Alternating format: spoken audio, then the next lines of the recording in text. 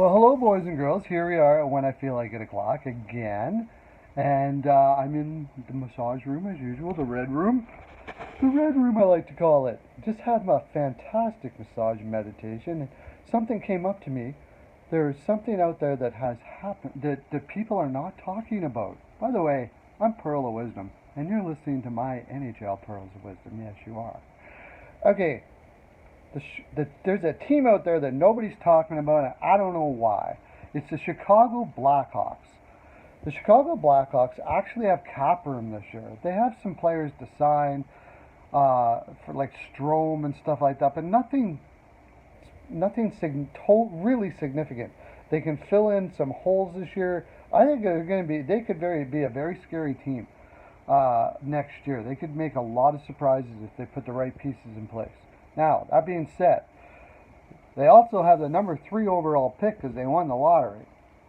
Now, with the third pick, the overall consensus, and as far as I'm concerned, the accurate consensus is Bowen Byram should be going number 3 there. I think there's Hughes, Kako, and Byram, and then everybody else. Next would probably be Turcotte. But the thing is with Chicago is they have Boquist and Baudouin and Juhari. I think that's how you say his name. They've got already some very good offensive defensemen. Baudouin had a point a game in the queue. Boquist had over a point a game, I believe, in the Western Hockey League. And Juhari already. And also, what's that other fellow's name? Playing extremely well. His name will come to me. Anyways, they have a lot of defensemen. That's not their issue. So, where am I going with this? Well, if there's any team to trade down, Chicago would be the team. Now, I looked through the options on how that would happen, and I also looked at what Chicago really does need. And there's 2 major glaring things that they need. They need wingers, and they need a goaltender. So the 2 teams that I think that were most likely, without making this too long, that I think that could really work out well for them would be the New York Rangers and the LA Kings. The New York Rangers would love to move up. They just got Fox, which is great for their defense, but their defense could use a lot more. Now, there's been talk that they're going to get Carlson.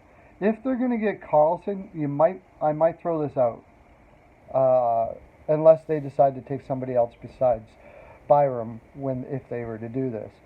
But I could see something like Jimmy Vesey and this year's first in their 20th spot and next year's first to move up for the number 3.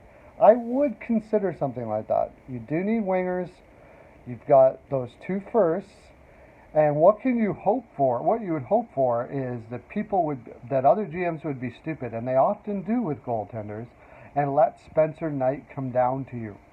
Because that would be my pick for sure. In fact, I would have Spencer Knight very high. I would pick him as high as 5 or 6. I think he's a fantastic goaltender. I understand that the whole idea is you don't pick goaltenders too high because you don't need as many of them. Pretty much, that's it. But the thing is, it's also the most important position you have. And how many times do you see teams have to end up paying too much for goaltenders because they don't have any in their system, right?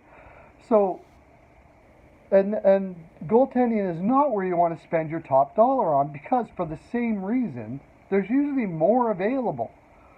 But if you don't develop them, you don't have them. So if you develop a really good one, you can usually get it at a hometown discount. And you can usually, if you do got to pay them high, they're usually 28, 29 years old, and by that time they've made they're solid. You know what they are. It's very seldom do you give a goaltender a high dollar value on speculation, like unless you're Edmonton Oilers with Koskinen, but they fuck up everything, don't they? Yeah.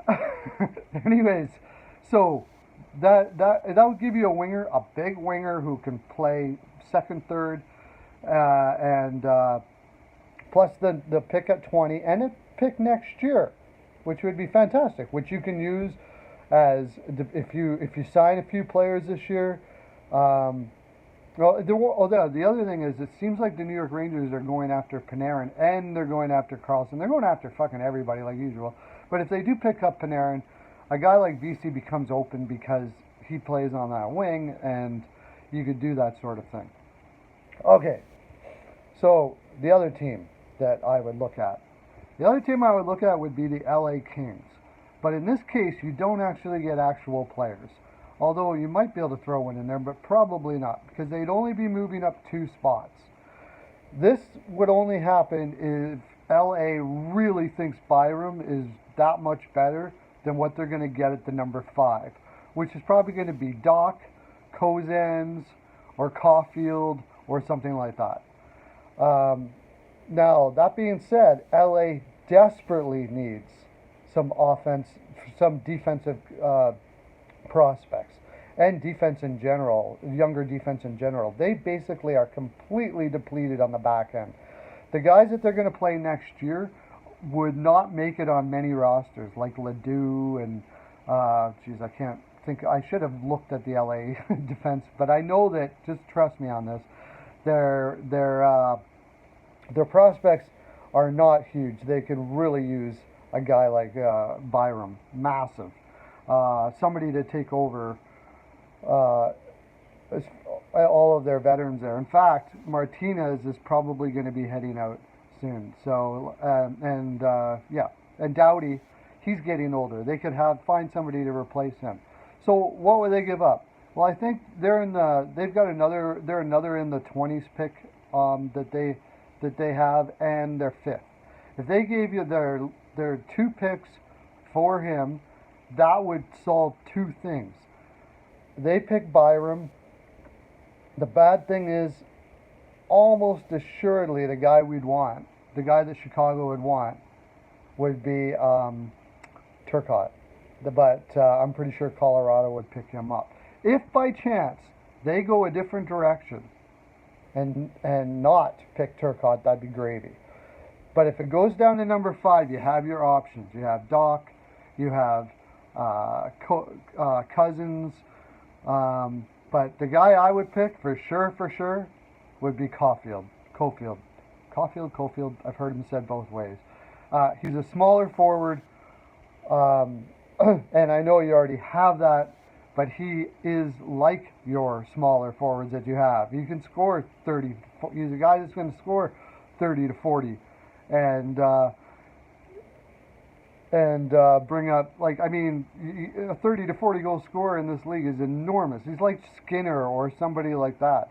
You're not going to get that anywhere else. Now, if you don't want to go that direction, if you want to get another big center, which you kind of need as well, taking Cozens and Doc is not bad either. In fact, Doc almost has O'Reilly-ishness to him, so I could see that. And then on your late pick, again, hope you can get Spencer Knight. If you can get Spencer Knight with that pick, and you got Doc, Cozens, or Caulfield in the 3rd, you are doing, and that is a fantastic draft. If you got those 2, I would take those 2 over Byram combined, for sure. It'd be a fantastic trade-off. Anyways, that's my full 42. I'm running a little bit long today, boys and girls. Hit the subscribe button. Hit the dinger thing. That's what they tell me to do. And I'll send you my NHL Pearls of Wisdom necklace signed by me. Have a great day. Lots of love to you.